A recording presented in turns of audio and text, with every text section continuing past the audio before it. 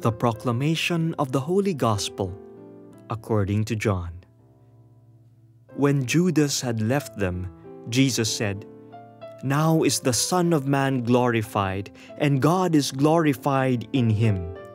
If God is glorified in him, God will also glorify him in himself, and God will glorify him at once. My children, I will be with you only a little while longer. I give you a new commandment. Love one another. As I have loved you, so you also should love one another.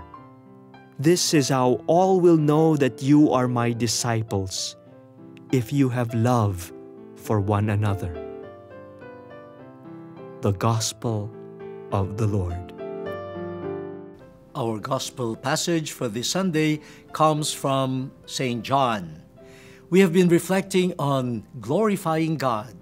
You know, this is the season of Easter, and with the triumph of Jesus over sin and death, our proper response is to glorify God. And in the first reading, we find how the early missionaries, Paul, Barnabas, gave glory to God through their mission, commitment, perseverance amid trials, by encouraging other people, and by recounting the many good things God has accomplished through them. The glory was not directed to the apostles, but to God. And also, they rejoiced, they gave glory to God for opening the door of faith to the Gentiles.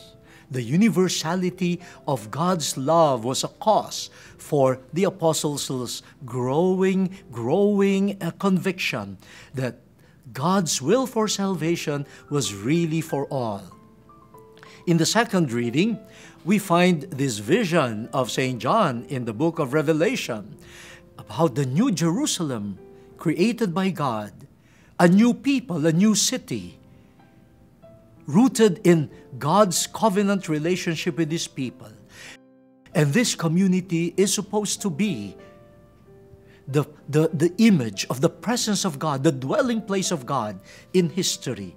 And by being true to the covenant with God, this community really glorifies God, really proclaims the goodness, the beauty of God, and the beauty of having this deep relationship with God. So the quality of community is also a way of glorifying God. In the Gospel, we find Jesus talking about the moment of glorification. The Son of Man will be glorified, and with Him, God the Father will also be glorified. Of course, the resurrection, as we said earlier, is the moment of supreme glorification of Jesus. It was at the resurrection that people came to the faith conviction that this was truly the Lord, this was truly the Son of God, and they glorified His name and glorified the Father. But in the Gospel of St. John, it was not only in and after the resurrection that Jesus and the Father were glorified. Even on the cross, the death of Christ was also a moment of His glorification and the glorification of the Father. Why? What is there on the cross of Christ that gives God glory and that glorifies Jesus Himself? On the cross, Jesus showed us the greatest love of all. The love that is able to give oneself totally to the God that you believe in, without any hesitation, without any condition. The Father is glorified by the Son, who gave Himself totally, completely to fulfill the Father's will in obedience, in love. At the same time, on the cross of Christ, we find a love, call it a human love, that is extraordinary. It is a love that embraces sinners. It is a love that embraces enemies. It is a love that covers everyone. It is universal love. And so on the cross of Christ and in His resurrection, we are told, if you want to give glory to God, love. Love fully. Love completely. Love without condition. It is love, the way Jesus loved, that glorifies the Father. Now, after explaining this, Jesus leaves to His disciples and to us a commandment. And rightly so, it is a commandment of love. Love one another. If we want to glorify God, then we should exercise love for one another. But some of us might say, "Oh Jesus, you said you are giving us, leaving with us a new commandment. But loving each other is not a new commandment. So what is new in your commandment?" Well, what is new is, He said, "Love one another, such as my love has been for you, so must your love be for each other."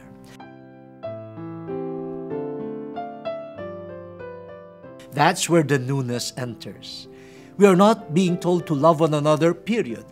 We are being told to love the way Jesus loved. Love one another as I have loved you. And so, it is by loving God and loving our neighbor the way Jesus loved that we can glorify the Father. And then He adds, "And this is how all will know you for my disciples, your love for one another." So we are back to the second reading. What defines the New Jerusalem in our times? What will make our communities really the face of Jesus? By our love for God and for one another. So, it simplifies Christian life. Love glorifies the Father. Not any brand of love, but the love of Jesus.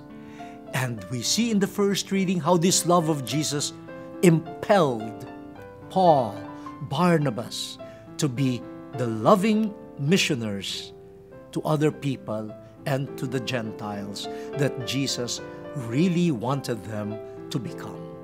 So I'm inviting all of us, I'm inviting you, brothers and sisters, let us give glory to God through our loving commitment to the church and to our brothers and sisters. Love, that's God's glory. These past days I've been spending much time in the hospital, visiting relatives, visiting family members. The hospital is an ambivalent place.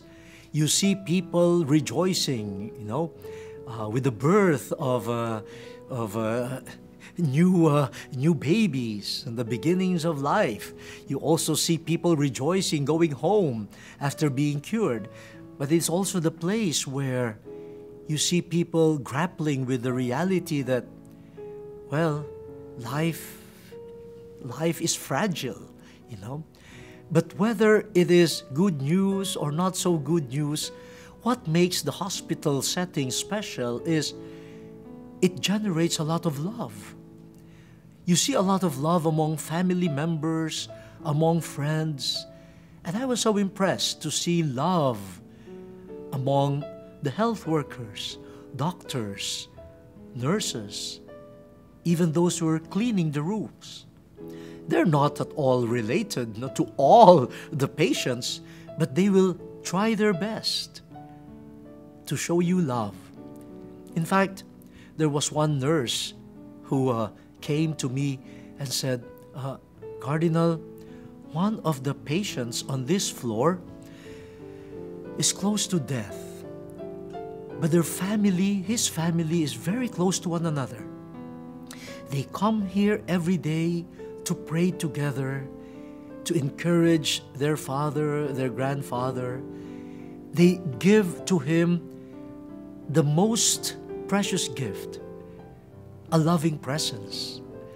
And I know whatever happens to this man, he will go and face God fulfilled because he's surrounded by love. And then you know what the nurse told me? He asked me something. He said, may I bring you to him so that their love will be complete by the presence of the Archbishop? I said, sure. But what really impressed me was not, of course, the love of the family. I witnessed that. But what really impressed me was the love of this nurse, who was not related to them at all. But you could see his heart glorifying God with selfless love that is able to embrace even strangers. And I knew you have a new Paul, a new Barnabas here, and you know the new Jerusalem is really dawning in our midst. The word has been exposed. Let us now fulfill it. In this day and age, social networking has become a very convenient mode of communication among people. With just a click and the power of the internet, you are able to reach your loved ones wherever they are.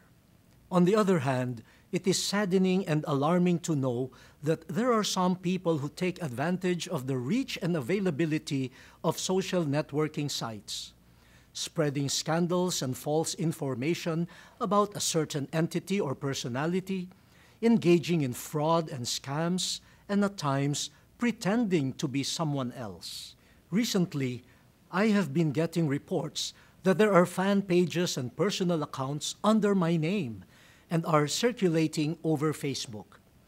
To set the record straight, I have no personal Facebook account. Rather, I have only one Facebook page, and it is being maintained by Jesuit Communications. I seek your help in reporting fraudulent pages and accounts, not only those concerned with myself, but also with other people and entities. Let us keep the social networking world a good communication venue by being truthful.